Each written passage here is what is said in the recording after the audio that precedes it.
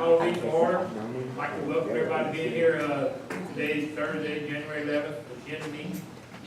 I'd like to ask Mr. Clark to say the prayer, and Mr. Doxey to the pledge. Please stand.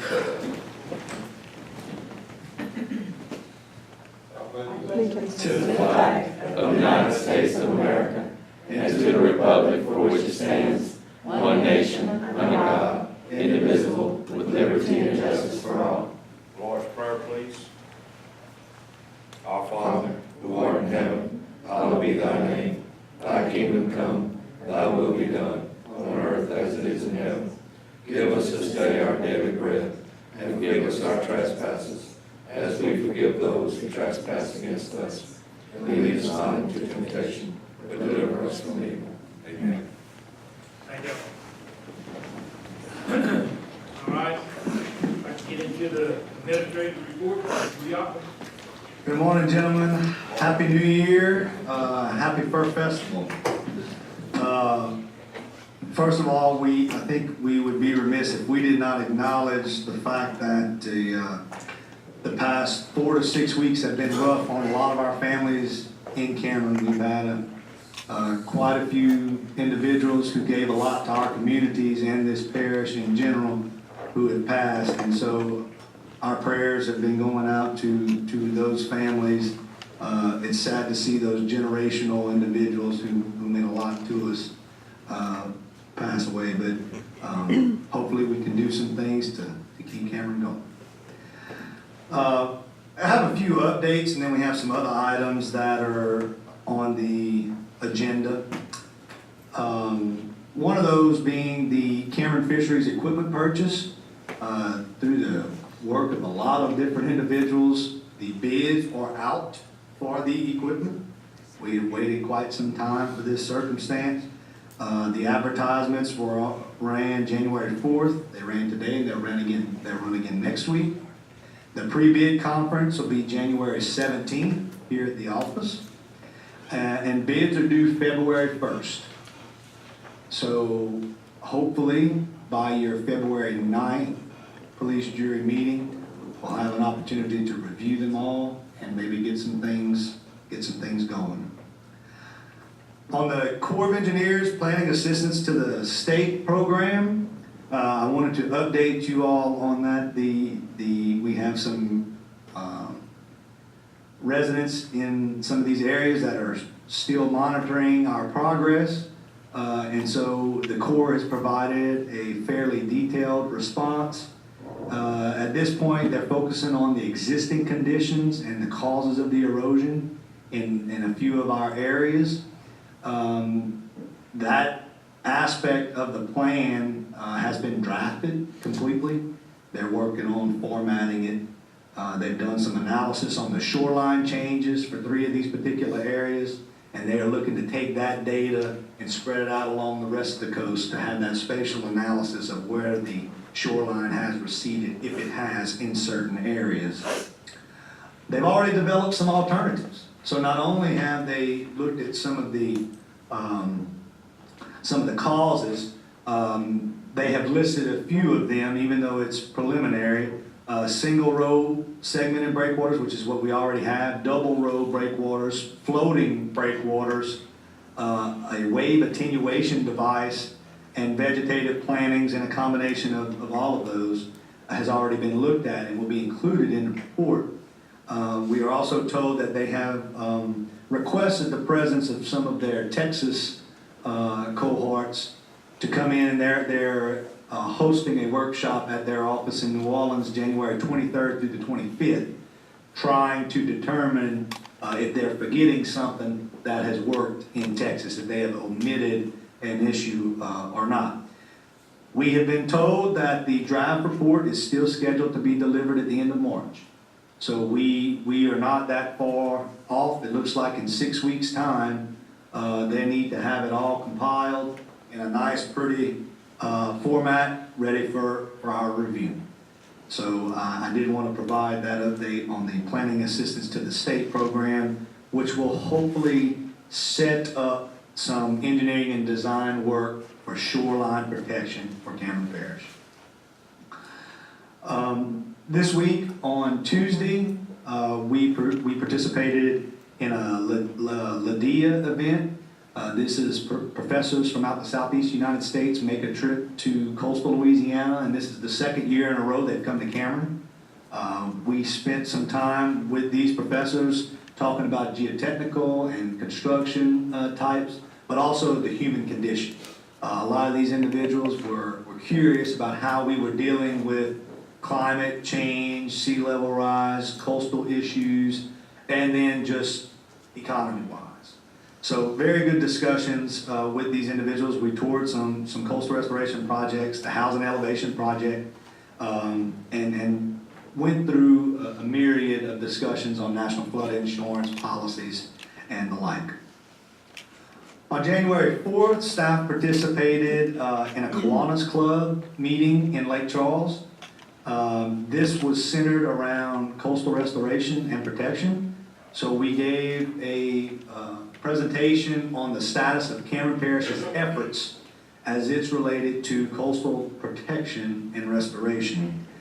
We had a very good turnout. I know this will shock all of you. I was allocated 25 minutes to speak, and I spoke for an hour and a half. But they didn't throw me out. Everybody stayed and listened, so apparently it went okay. The questions were great. These individuals live in Sulphur, Westlake, Lake Charles. They want to understand how they can help. And I have to tell you, after the meeting, they wanted to know what they could do. So I had Mary send them a schedule of a couple of our public meetings that were upcoming. Last night, we had the CPRA's annual plan public meeting at the Civic Center discussing funding for this upcoming fiscal year for coastal restoration projects. There were 4 individuals who participated in the Kiwanis Club meeting, who were members of the Kiwanis Club, who attended the annual plan meeting. So I was very encouraged. Johnny Bradbury, the chairman of the CPRA, actually attended, which was really good to see. So I introduced Johnny to these individuals, and they were able to support Cameron's efforts as a Lake Charles resident. And Johnny was really surprised. He said, well, how long have you known Ryan? He said, he just came and talked to us last Thursday. We came, we wanted to hear for ourselves how things were going. I said, no, they're fact-checking the little fast-talking boy from Creole was really what happened. But the annual plan meeting itself was pretty impressive from a Cameron perspective. We have a list of projects that were included in the fiscal year annual plan for QIPRA Phase 2 projects only. That is only construction projects in QIPRA to be in construction for this upcoming fiscal year. Cameron Parish has $130 million of projects. The total program is $310 for the entire state. 40% of those dollars are being spent on Cameron projects alone, 40%. On a few other numbers, in the December police jury meeting, I gave you a little segue and a hint of the fact that maybe there was a potential for us to be awarded more coastal restoration dollars in the month of December. There was an opportunity in 2 separate funding sources for us to capitalize on leveraging limited amount of funds to get more state and federal money. On December 7th, we attended the QIPRA meeting in Baton Rouge. Out of 10 projects that were ranked in the top 10, out of 30 some odd projects submitted, Cameron Parish had 1 project chosen to move to Phase 1 engineering and design, and that is the Sabine Refuge Marsh Creation Cycle 6 and 7 project, to a funding of $3.8 million. So that project will begin engineering and design in the near future. We were also very pleased that out of the 4 projects available for Phase 2 construction funds, the Parish's project of the Cameron Creole Freshwater Introduction Project was also selected, one of the 2 funded projects out of the 4 submitted, $24 million. So in Quipper alone, in one day, the parish was awarded $28 million in coastal projects. We also had the CPRA's Parish Local Match Program. This meeting was the next Wednesday in Baton Rouge. If you recall, the jury allocated all $2 million of the Restore Act money that is coming to the parish toward the Rockefeller Shoreline Protection Project. I'm very pleased to tell you that out of a $20 million allocation for the entire state, Cameron Parish was awarded $6.67 million in discretionary funds to supplement the construction of the Rockefeller project. So what we're going to do is add another mile to 2 miles of protection of our 74 miles. So if you keep in track, the Rockefeller project originally was 3 miles. The bids came in favorable, that could move to 4 miles. With this supplemental funds, that could move to 5 miles. So that's 5 miles out of the 74 miles. The contractor's already at Rockefeller. They should start in March. You had the sand nourishment project was another 4 miles, and then you had your 5 miles of breakwaters along Highway 82 in Holly Beach. So my rough math, you're looking at 14 miles of structural protection out of the 74 miles. We're slowly getting there. We're inching over a quarter of the coastline that is protected with more to come.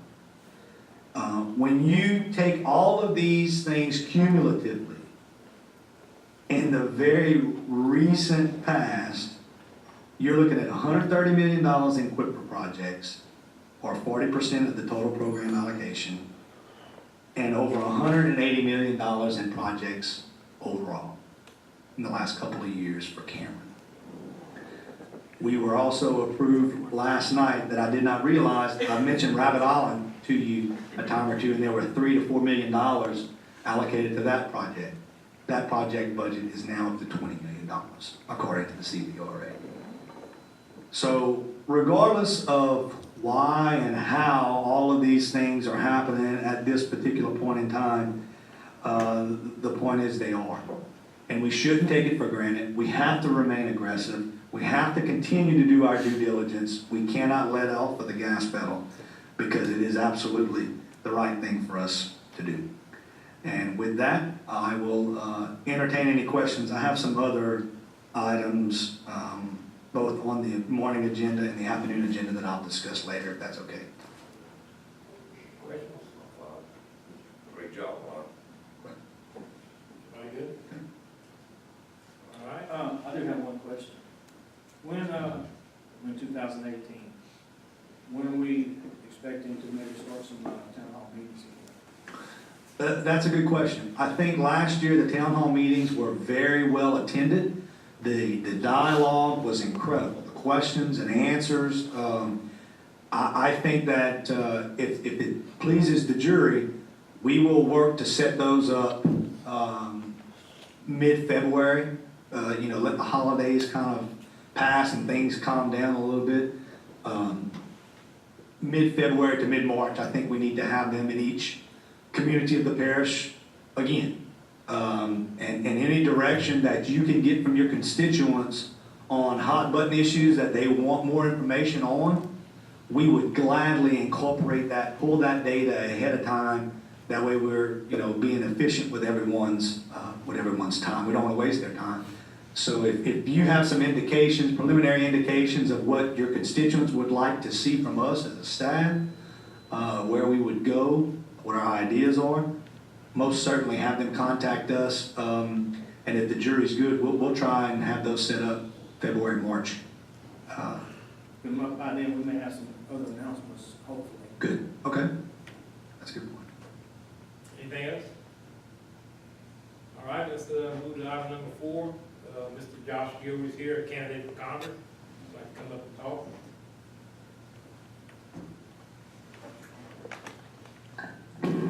Thank you.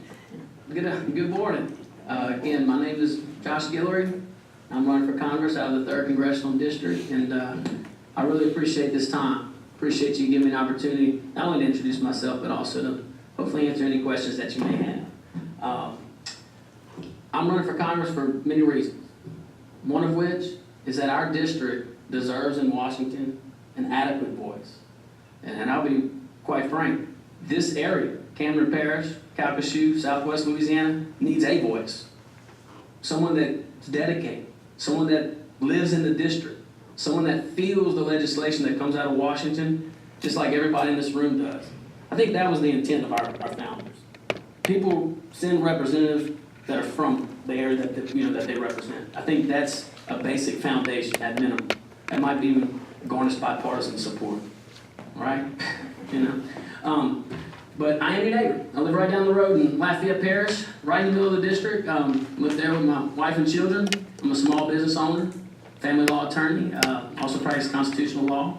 But in the afternoon, for many, many years, in the summer, in the weekends, in the fall, you'll see me doing what I love to do, which is coach middle school football. And when people ask me what I do, I say I'm a football coach. I just practice law on the side. And rolls off the tongue a lot easier, more receptive. But also very proud to be an Army veteran. Served in Iraq in 2005 as a cavalry officer. And I know I have a fellow veteran in the office, in the audience, and there's probably other veterans here. And I think I can speak safely in saying that for me, wearing the uniform of our country, without a shadow of a doubt, has been the single greatest honor of my life. I felt compelled to enlist on June 19, 2001. I was enlisted, went to OCS, became an officer, somehow sneaked through to let me in. But, I felt compelled to raise my right hand. And I feel that same feeling today. I feel compelled to run for this office at this time because I see what's going on in Washington. I see the inadequacies. I see the lack of production. These discussions, I love going to city council meetings, police jury meetings, because there's productivity, You know what it means to see a problem, talk about it, and create a solution. That's what we need in Congress. This environment where we have all these dug-in positions on bullet points, I'm done with that. And I think we all should be. Above all things, we are Americans. In Congress, I believe we're Christians and things like that. But, solutions matter, not sound bites. That doesn't get anything done, and we can do it. But as our next congressman, my priorities are very straightforward. Balance the budget. Balance the federal budget. My dad taught me a lot of things I'm very grateful for, but I remember being a young child, he said, son, don't spend more money than you have. It's a very, very basic concept. As a business owner, I can't do that. The district attorney may be knocking on my door if I start writing checks I can't cash, as he should. You know about fiscal responsibility. I know this police jury does. As city councils know what it is. Everyone in this audience knows what it means to not spend more money than we have. And if we did that, not just balance it not just budget to a balance, budget to a surplus. And we can do that if we just work together. And if we do that, maybe we wouldn't have votes that we had recently, which is probably one of the most detrimental votes to come out of the House of Representatives for this area in many, many years. And that was a vote to increase our flood insurance premiums. And I understand the reason. Well, we need the revenue. Well, if you balance the budget to a surplus, you don't. That's great that the macroeconomy in our country is doing fine and the stock market's, soaring. I love that. But I know we have values in Louisiana. And when someone's on the ground, you don't kick them in the ribs, you help them up. And that's what that vote did. Fiscal responsibility should be top priority. I also believe in infrastructure, and I know you do too. And I will be your voice in that. We talk about coastal restoration. How important is that, right? And I think you did a great job. I'm sitting there like a sponge, just taking it all in. I appreciate that. I'd like to follow up with you too. That's important. I will be our voice in Washington for that. It's important. It's important. I'll fight to create jobs, but I'm not another politician that's telling you that just to get another bullet point. I believe in Michael Wesley Hicks was my commander in Iraq, and he told me, he said, don't come to me with a problem without a recommended solution. So my recommended solution is probably something we've been talking about for years, and that's lessen needless regulations that strangle business. All right, not just lip service, okay? I'm not saying that we get rid of every regulation, but there are some regulations that are redundant. There are some regulations that don't stimulate growth. They just get in the way. That's fine. Identify them and do it from a congressional standpoint. Don't rely on whoever's occupying the executive branch to do with an executive order, because by constitutional limits, they can't serve more than 8 years. So for every 4 to 8 years, we get this pendulum that swings. If Congress can do it, and if they can do it in a bipartisan manner, we have longevity, we have stability, we can bring jobs. But I look forward to the future. I know we look at the news and we hear all this doom and gloom and we have all these things going on. I love this country. I love this country. And I know everyone in this room does. And I refuse to believe our brightest days are behind us. So I appreciate you. I know you have a busy agenda, so thank you for giving me this opportunity. I ask for your vote, okay? But also ask for your support, ask for your advice, questions, and if you hear of anything, email me. So thank you. May God bless you. What word did you learn today? What's that? What word did you learn today? I think someone told me pilot. I think it was an acronym. Thank y'all so much. Thank you very much.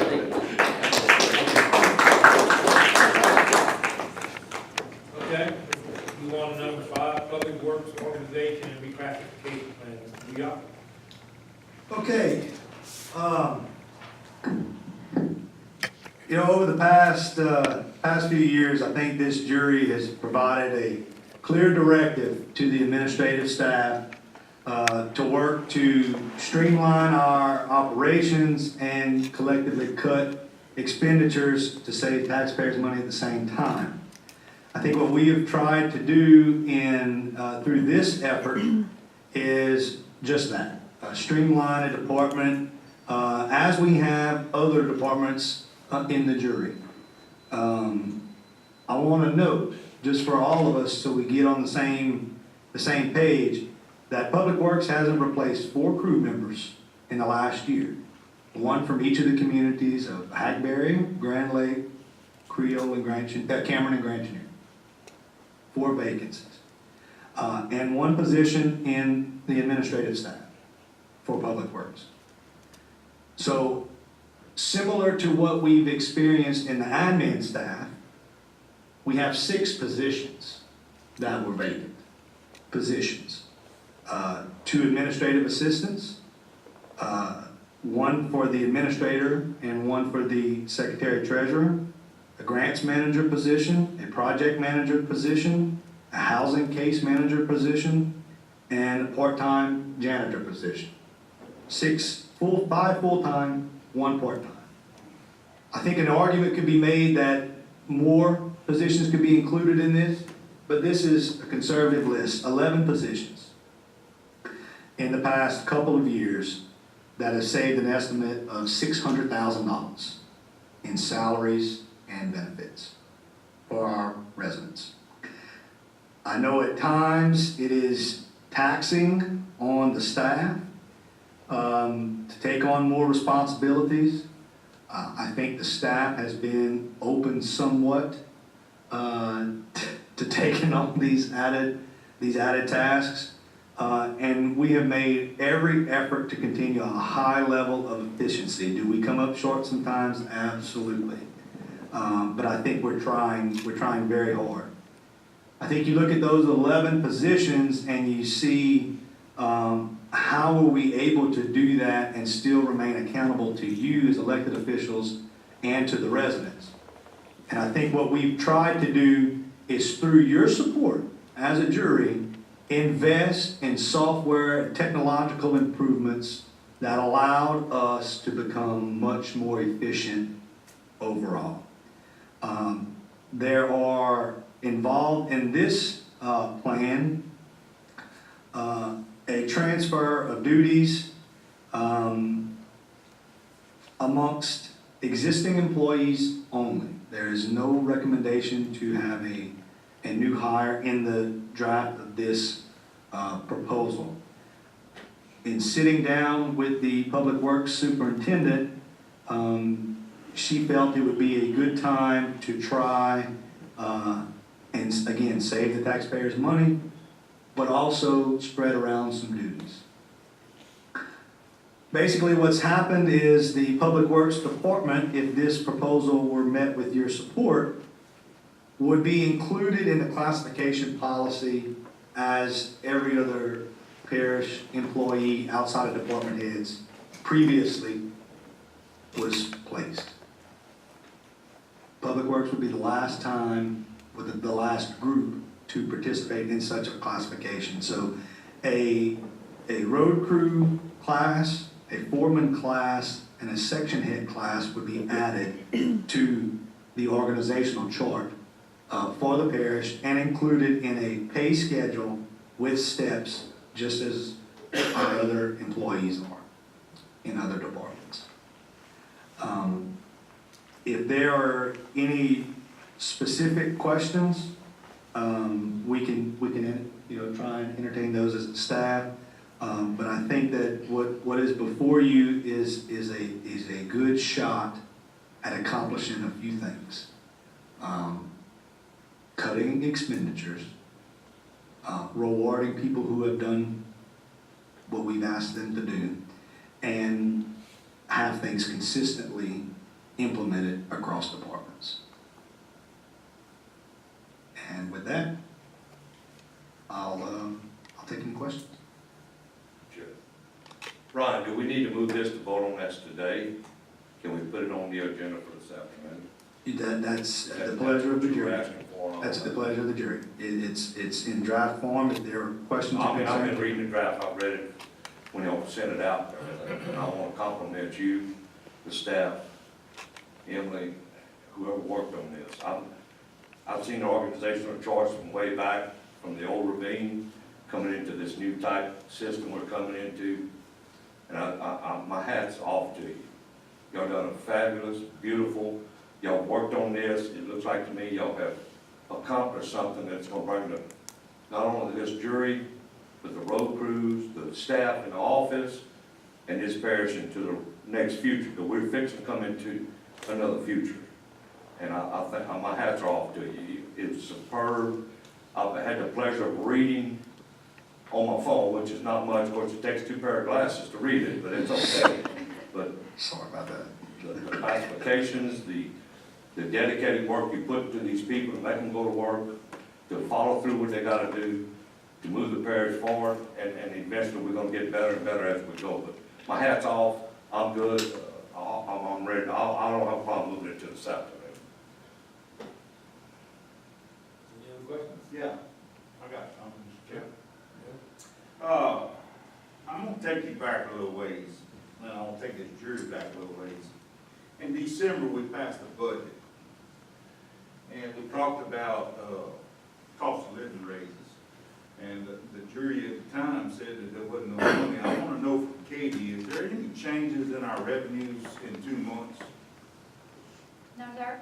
Okay, and that's one point, because in December, we decided that there wasn't no money to give cost of living raises, right? Yes, sir. All right. Issues I have, I don't mind organizing. I don't mind restructuring. Every job description is listed in everything I've read. Are we not doing that right now? Yes, Are we doing that with the manpower we have? yes, sir.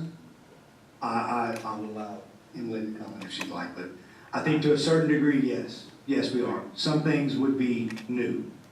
Some things are new. I wanna just say that in December, we said we didn't have the money to give out cost of living for nobody. Okay.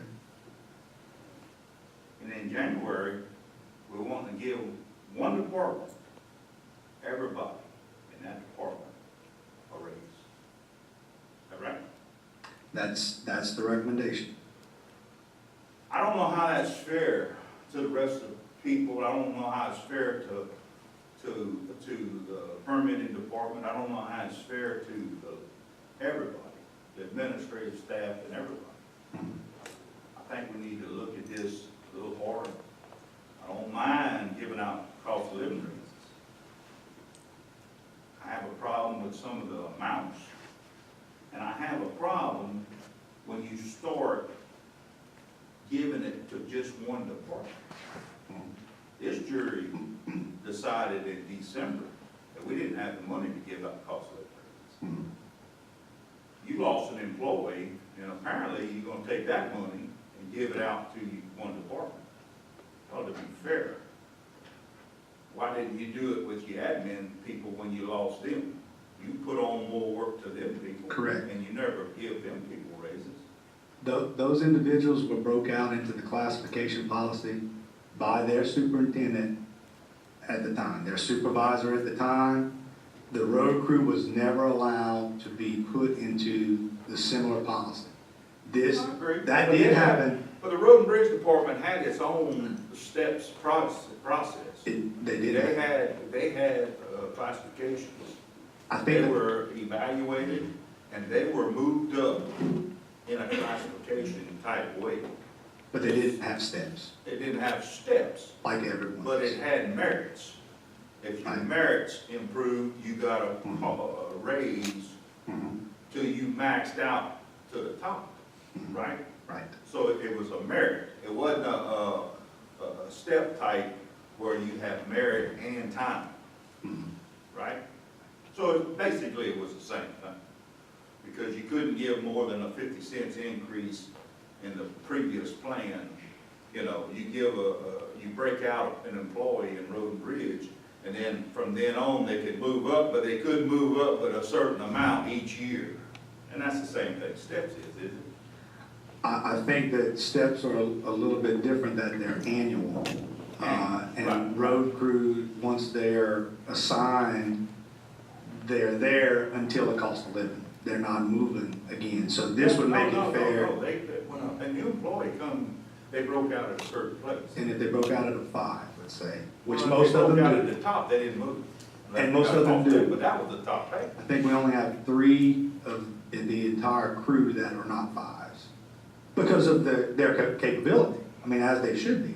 Right. When we looked at, there was no new revenues, to answer your question.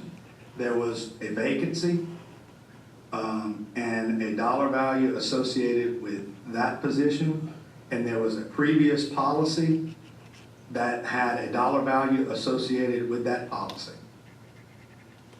That being the acting foreman and acting superintendent. That was on average $30,000 a year. When an employee took off in a position, if they were the foreman or the superintendent, their pay transferred to a temporary individual. That did not happen in any other department. Right. This recommendation would do away with that. They- So- But they took on the responsibility of that job. As does many individuals in this office when their supervisors are not in the office. So you telling me that the steps is an annual deal of raises that they're gonna get throughout their career? Yes, sir. So you telling me that they're gonna get a cost of living? Because that's what it is, if you give it out annually. Does anybody not get their step? If they have an unfavorable evaluation, they do not get a step. It is absolutely performance-based. And we have had employees not receive steps. I just feel that we need to postpone this, come up with a better concept. We're gonna give out a bunch of money if we vote this in. We don't have 3 police jurymen. I think this is important enough to make sure that all the jury is here to be able to look at this and be fair. I think it's a great concept. I don't argue with the concept. I have a problem with these amounts of money. The money is a killer if you don't want to be fair to all of your personnel that work in your parish. One department, everybody gets a raise. December, jury said there was no money to give a raise. I understand. But there's a We policy all- change. There's a policy change involved here too, that has a $30,000 savings and a vacant position that has a $66,000 savings. I understand. So there's a $96,000 budget is how we operate it, just for the record. We don't have no money in December. I think we ought to save that money. I think we ought to put that money These- into, and next year, we're gonna determine whether there's a surplus of money where we give a cost of living to everybody. These dollars that we're discussing were already in the budget for this year. I understand. We are reducing those projected expenses by $40,000 are almost half. I understand. I understand. But you're divvying up one employee's pay amongst the whole department. And if we set that precedent, how are we gonna tell the library? How are we gonna tell the, permitting office? How are we gonna tell every other department that it's not okay? That it is, we have to tell them it's okay? We let one department divvy up when one person quits. If you can, some departments may have to fill those positions. We have to fill this position. We may. It's similar to when we put the classification policy in place for everyone else. I wanna go and back to the people that I represent and be able to tell them that we did things fairly. And we looked at our finances and we give cost of living raises out. Because that's what this is. When you give a raise out to every employee, you give a cost of living raise out. When you are reorganized and you set 5 people up for raises, is one thing. But when you give raises to everybody in that department, you give out a cost of living raise. And that's not fair to Miles, that's not fair to the admin staff, that's not fair to nobody. If you'd have broke it down and said, these 4 people are gonna take on a bigger task, and we feel that they ought to make a certain amount of money, I didn't have a problem with it. But when you broke everybody out, you give a cost of living raise. And this jury said in December, we didn't have the money to give a cost of living raise. But the money. That's my poke, Right. that's my poke. Yes, no, I understand. If this No, I jury understand. wants to move it forward and vote on it, I can't support it. I But understand. that's, No, I appreciate that. that's their business. Right. I'd like to see everybody here before we move forward with it. And this would be a policy change, right? Basically make it easier on life, and then we're saving money doing this, Right, and it's gonna be saving more money as the time comes. there's been an advancement in the software and capacity of handling things outside of the office. That this is an attempt to have things streamlined and save money at the same time. How are you gonna save money?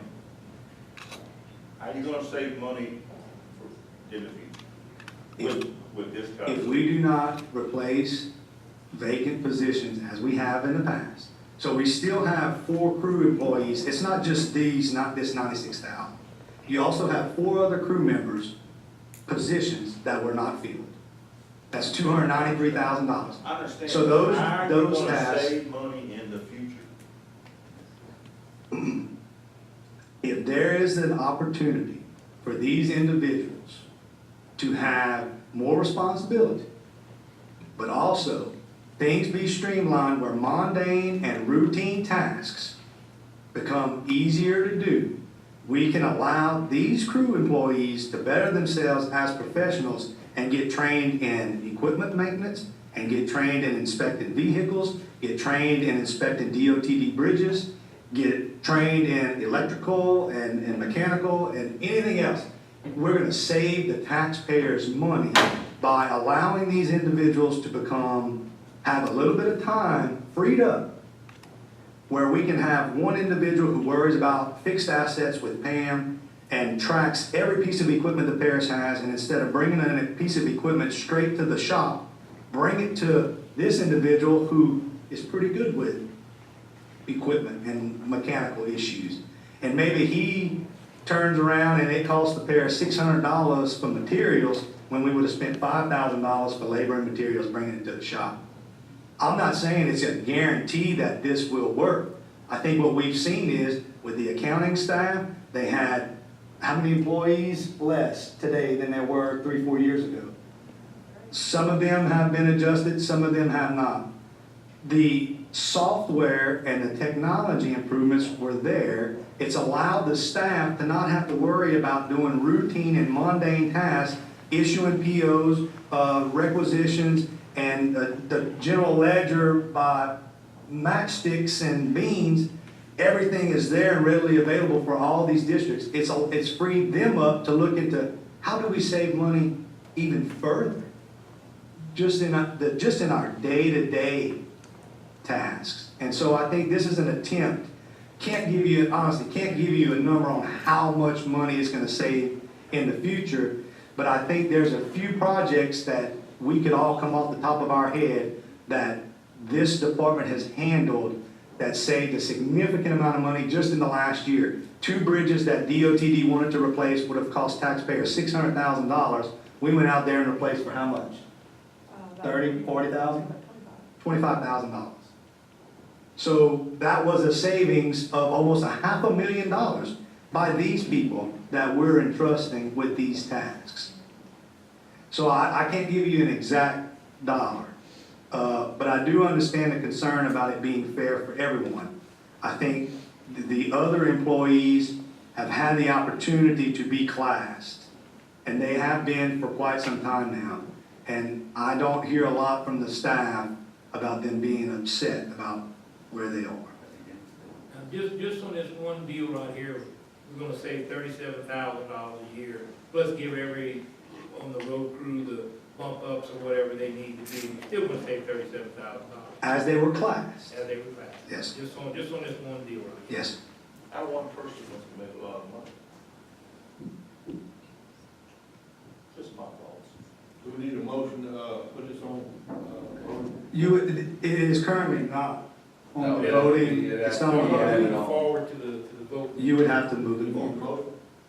Or we just move it? You forward? can't, yeah, I don't think he's gotta do it, you just tell the chair he can move it forward if you want. Yeah, just It's up move to it you. forward and move, vote on it at the end of the day.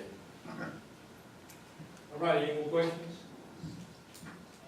All right, let's review your agendas. Before you get in, oh, go ahead. Before we get, there is a resolution of support that we're gonna need to add, to the voting meeting for the East Holly Beach Shoreline Protection Project. The Quipper nominating process is coming up again. Mr. Curtis has been, very active in getting support for that East Holly Beach project. We have worked with the Quipper people. We haven't been very successful in getting things moved forward with that project. We have redesigned, with the effort of some of the federal agencies, we've redesigned the project, saving some money. And there's also a caveat that the parish could accept operations and maintenance of the project after the 20-year life of the project. Basically what that means, the Holly Beach breakwaters, those were put there in the 80s. They spent around $3,000 doing survey work. That's it. Even with the hurricanes, there was not a mob and demob and reestablishing those projects. So it was just brought to my attention.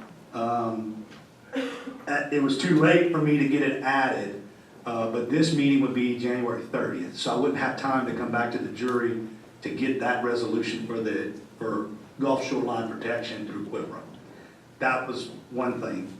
If you notice, I just wanted to clarify, if you notice agenda item 26, that is What item? 26, Oh, okay. that is the ratification and submission of a 4277 HMGP project nomination for the Acadiana Planning Commission. You will recall that in December, the jury voted to support an adjustment of the intercoastal waterway with our disaster 4277, which is the August 2016 flood event, those $500,000 in funds. This project nomination does not impact that. You still submitted for that project. What we have been asked to do at the request of Acadia and Vermilion Parish, who are members of the Acadiana Planning Commission, they worked with GOSEP to have the East End Lock project nominated. If you recall, we nominated that project last year through Quipper. It's modifications to Highway 82 on the east end of Cameron Parish, where at one point in time, prior to the construction of Highway 82, it was a natural spillway to get water from the ridge south to Rockefeller, out Joseph Harbor to the Gulf. This project increases the amount of outfalls in culverts underneath Highway 82. It modifies 82 to get that water out to where we don't have a repeat of the August flood event where water is standing, it's stagnant, and actually overtopping a state highway for 3 weeks. Coming from Lafayette, right? Coming from the 8 parishes north of us. It's a simple fact, people to the north of us are getting better at removing excess water. We have to do the same. Now, we're limited with the Gulf, with south winds and gravity drainage, but the highway is an impediment to get that water flowing from north to south. That fresh water would impact those marshes south of the highway and improve their viability due to soil. So the project was sent to staff late last week. Yeah. We reviewed it, we agree, it's a great project, but this is being pushed by parishes, not us. They have asked for us to nominate it because GoStep would like for us to be the ones nominating it. So all we're doing is getting this project, you're ratifying the submission of this application for funding, and in the event that money presents itself, then we need to discuss where we go from there. They thought it was ideal to have 3 parishes, and if you recall, Jeff Davis Parish also supported us going to Whitburn. 4 civil parishes all supporting one project in Lower Cameron Parish. So that's, I wanted to explain what that issue was. Last thing, with the Cameron Fisheries equipment, these bid packages were a little bit more complicated than what staff normally produces. And due to the complicated nature of all of this work, we feel that it's acceptable for you to consider amending Mr. Goodlow's contract, increasing it $105,000. That would basically compensate him for the development of the bid packages, but also provide general oversight of the installation of all of the pieces of equipment. If it was simply buying a refrigerator and putting the refrigerator in, I think we have the capacity to do that. There's going to be further electrical and mechanical adjustments with the equipment. A lot of the equipment requires modifications. I thought that was part of Cameron Fisheries' problem, that they had to oversee all that. Why are we paying to have it overseen? We technically have the contract with Mr. Goodlow. We are the jury, the fiscal agent for the $1.3 million in grant funds to cover the cost of the equipment. And how much is the equipment looking like it's gonna cost, what they getting? There's an estimate with the contingency that all of it would be under budget. There's a chance that some things may have to be removed and funded by Cameron Fisheries themselves. But that would be limited. There are certain aspects that weren't fully funded, and they agreed to cover those costs. Very seldom do you see us bring you something like this. In this instance, with the liability and the fact that this was a $7 million facility, if we go and mess up at this point, I was afraid that it would cost us more to get engaged with a vendor who provided a faulty project or a faulty piece of equipment and get into arguments with the general contractor who is overseeing all of it. It started to grow. Initially, we were going to handle this. As a staff, we made the determination that this was out of our comfort zone. So at this point in time, it's been, what, 10, 12 years since they got this project this close? Yes, this project was nominated in '08. Out for bid, and it's accepted, it's That's right. sitting here, Correct. they're gonna get it up and running? Yes, sir. Yes. Guaranteed? And out of that $6.5 million investment, the jury has put up the funding for the dredging, if you recall, which was about $130,000, and this would be the only funds, local funds, allocated to nearly $7 million. So I think we did Wasn't- pretty good. Initially, wasn't Cameron Fisheries offering to help out with all these costs, and now they're not? I think they, Tom can get into that, when they were negotiating the CEA, and I don't know if we want to relive a lot of that, but they agreed that we were limited in funding, and that they would be forced to cover costs to make the facility functional, according to CDBG standards, not just our standards. The fiscal agency would also want to know that everything that is needed to have it working is present at that facility. I mean, I'm just $105,000 more now, and we're basically building a facility for this company to make money off of. And they're just sitting back, taking it. And I think that and I agree with what you're saying. The funding was allocated specifically to the fisheries industry, not specifically this company. Regardless of whether this company Well, operates it or not, someone in this community will benefit, hopefully benefit It's our stuff. from that facility being there. And I think that's how we have to look at it, even though it's difficult at times. It is up to us to make sure that a benefit is derived by the community and by our local officials. Yeah. About number 25. That's it. Crocodilian. We have a few alligator farmers in the parish.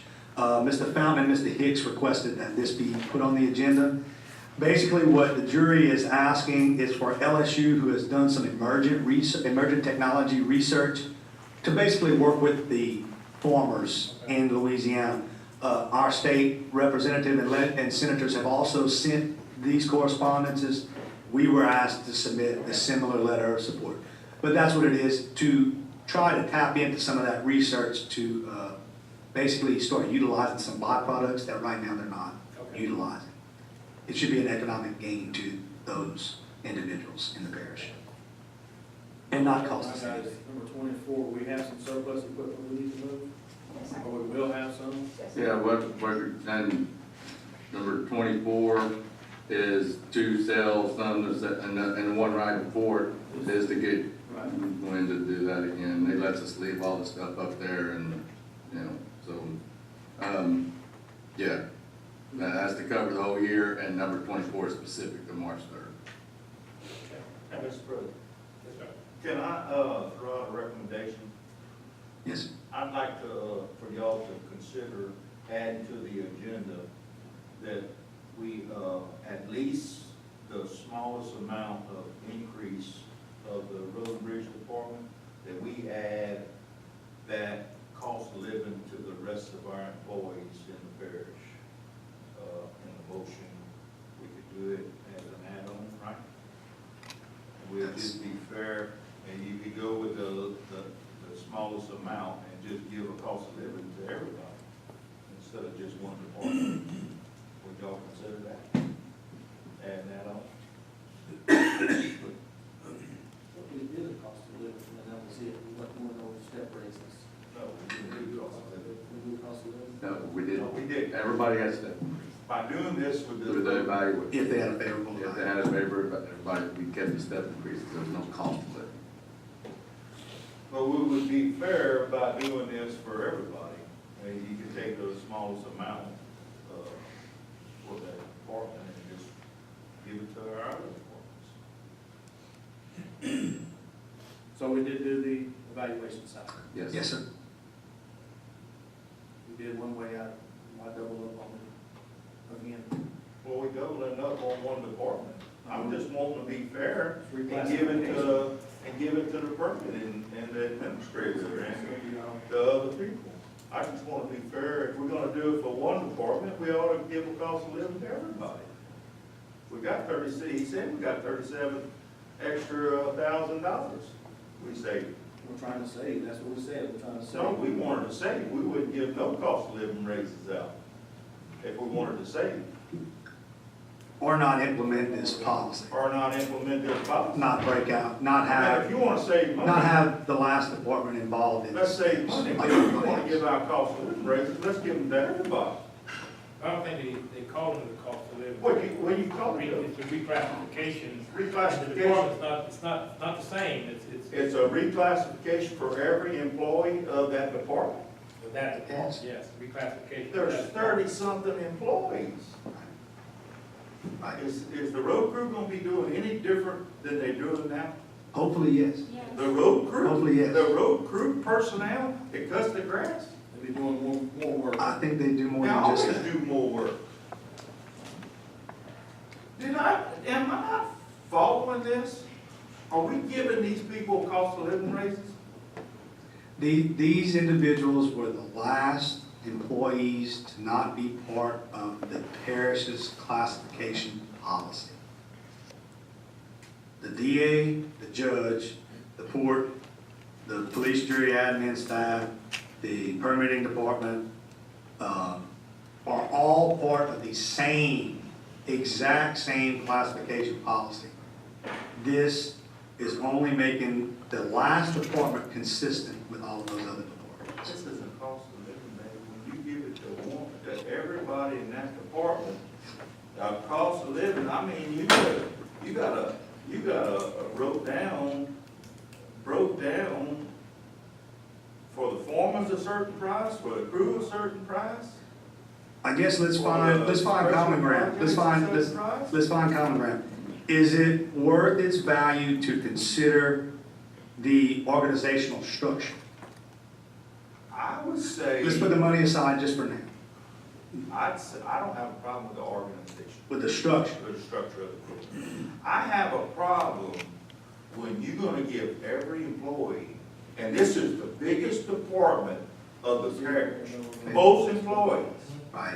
and you're gonna leave out other departments, and you're gonna give everybody a cost of living. How can we go to that department at permitting and say that that's fair? Their employees were broken to the classification policy 4 years ago.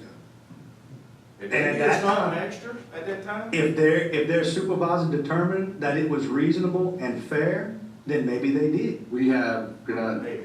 let me address, we have, since we went to the classification plan, we have had employees shift responsibilities within the admin, move to another job, reclassified employee in every department. And every time they got reclassified, they got bumped. And the road crew did. Right. Road crew stayed where they were. The road crew got classed after their first 6 months, they got classed, and Every wherever time they the broke road out. Bridge employees got evaluated. yeah, they got classed. They And got that was their pay. reclassified. And if they met certain, if they didn't get up to that last level, then, And I would always come to this jury and say, I had 13 employees that moved up in their evaluations, and that yeah, was I mean, part of the budget. that was This how is that worked. different. You're giving every employee. We put them into the Let's, classification We system. wanna move it forward on putting it on there, we put it on there, giving I think everybody. we ought to give it, I think we ought to, we ain't got that many more employees, so let's give it to everybody. Put it on there as an add-on and we'll vote on it. You wanna move it forward? Move forward. Darryl, What's that? about putting it on to give everybody a cost of living raise with the rest of the money that go. I'm understanding everything's completely different, and it's all getting turned around. This is reclassification is what I'm understanding. That's what this is for, the reclassification. I'm for the Okay, reclassification. he wants to move forward about giving everybody a cost of living raise with the money that's left. He wants to move that forward. You agree with moving it forward, and we'll vote on it at the end of the day. Yeah, I'm not in favor of moving it. It's up to y'all. I don't think I want to move forward with the reclassification, that's all I want. I tried permitting department, I tried admin Okay. staff. Anybody got any more questions? Now, there are some things that, a couple of things need to go over there real quick. Item 16, tax renewals, these have been resolutions for tax renewals approved by these boards. Police jury needs to ratify them. The two, the CalCam, the Waterworks District 2, we're aware, and Mr. Curtis and Dino are good with these. It's just renewals, Just renewals. not no new tax. Number 20 is a change order for the Hackberry Fire Station. The Hackberry Fire Board's aware they demoed the building, the ground, the soil needs to be stabilized, and Curtis and Dino are aware.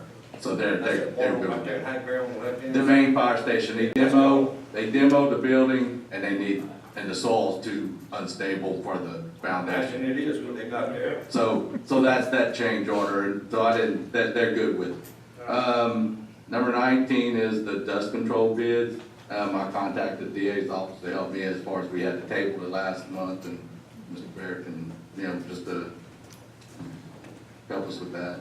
Good morning. Dust control contracts, we received 2 bids. The bid package, my recommendation is to reject all of it, rebid, because there's some variables that are in question that weren't part of the bid package. So the staff attempted to contact the bidders and try to get some clarification of the chemicals, the method, the particular unit of cost, because the bidders use different, one uses by per the mile, one used by the foot. There's just too many questions to award it to a particular bidder and then bring it to me, and if there's problems, there's just too many unknowns, too many variables that weren't part of the package that we need answers to. So the fairest thing to do is reject all of them, rebid, and just have some more particular questions and request more particular information so that everybody has a fair chance to bid it and we know exactly what we're getting. So, thank you. Hey, no, go ahead, you're good, just don't run off, I got a question, again, and needs to talk to you. Anything else? I want to make sure that on the record, I was against bringing the reclassification That'd be on the vote. to the voting. I want to be on that.